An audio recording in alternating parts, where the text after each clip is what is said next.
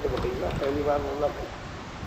आदरणीय अध्यक्ष जी, आपका बहुत बहुत धन्यवाद। आपने मुझे यहाँ बोलने का मौका दिया।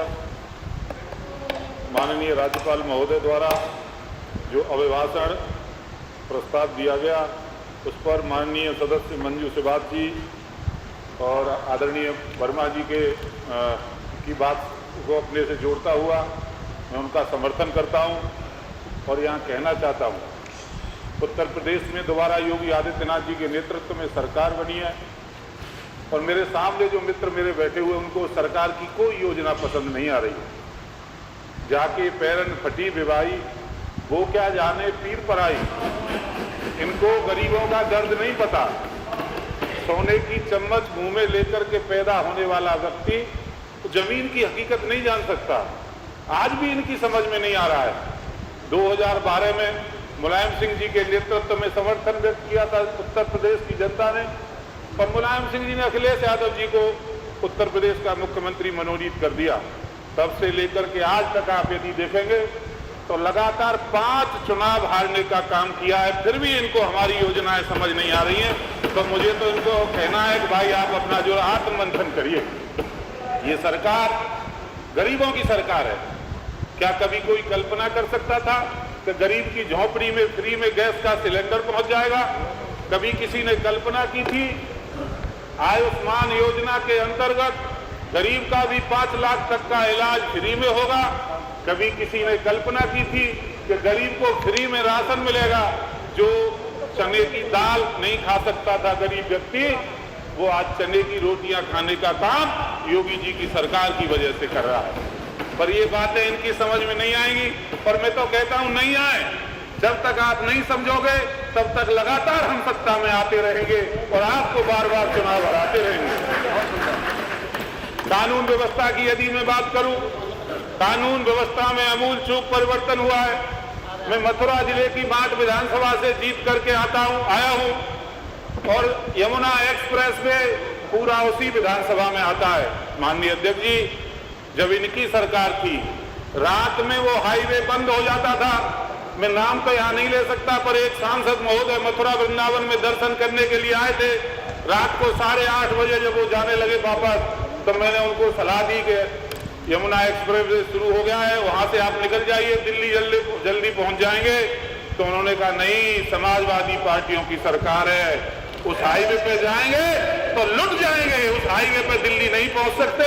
ये इन्होंने माहौल दिया था और पुराने हाईवे से हो गए।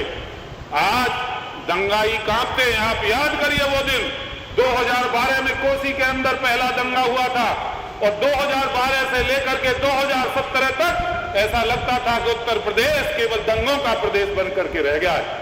उत्तर प्रदेश बीमारू राज्य बनकर के रह गया है। आज हमने उत्तर प्रदेश को उत्तर प्रदेश की दिशा में ले जाने के लिए कदम बढ़ाया है। आज बाहर से आकर के इन्वेस्टर उत्तर प्रदेश के अंदर इन्वेस्ट करना चाहता है, उद्योग धंधे लगाना चाहता है। कोई सोच सकता था?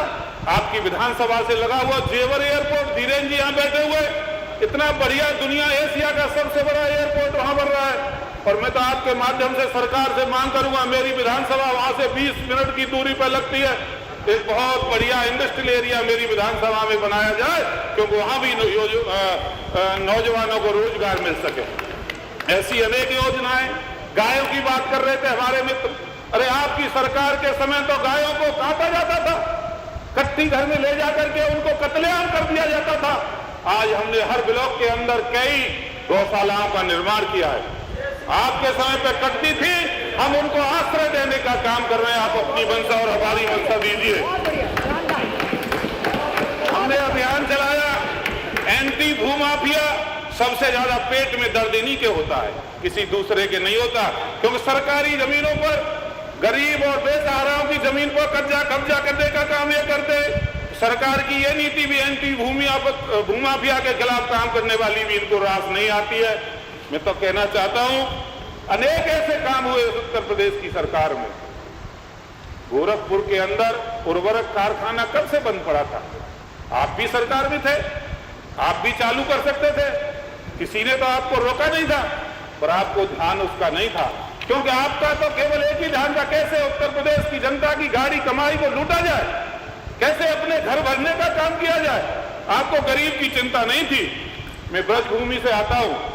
आज आप आइए ब्रज के अंदर, देखिए किस तरह से अमूल चूक परिवर्तन हुआ है, किस तरह से ब्रज की जो पौराणिक चीजें थी, भगवान कृष्ण से जुड़े हुए तमाम ऐसे स्थान थे जो अपना अस्तित्व खोते जा रहे थे, आज उनका विकास योगी जी के नेतृत्व में हुआ है। उनकी पौराणिक जो महत्वता थी उसको डेवलप करने का काम किया है। ब्रज विकास तीर्थ परिषद बना करके योगी जी ने ब्रज को जो सम्मान दिया है, उसके लिए मैं सरकार को बधाई देता हूं, बार बार आप लोगों को सम्मान देता हूं, और ये जो अभिभाषण यहाँ आया उसके समर्थन करता हूं, और ये कहना चाहता हूं, एक बार फिर आपको सलाह देता हूं, आप अपनी नीतियों पर विचार करिए, नहीं जनता आपको इसी तरह से नकारती रहेगी। बहुत बहुत धन्यवाद। जय जय श्री राम। बहुत बहुत धन्यवाद।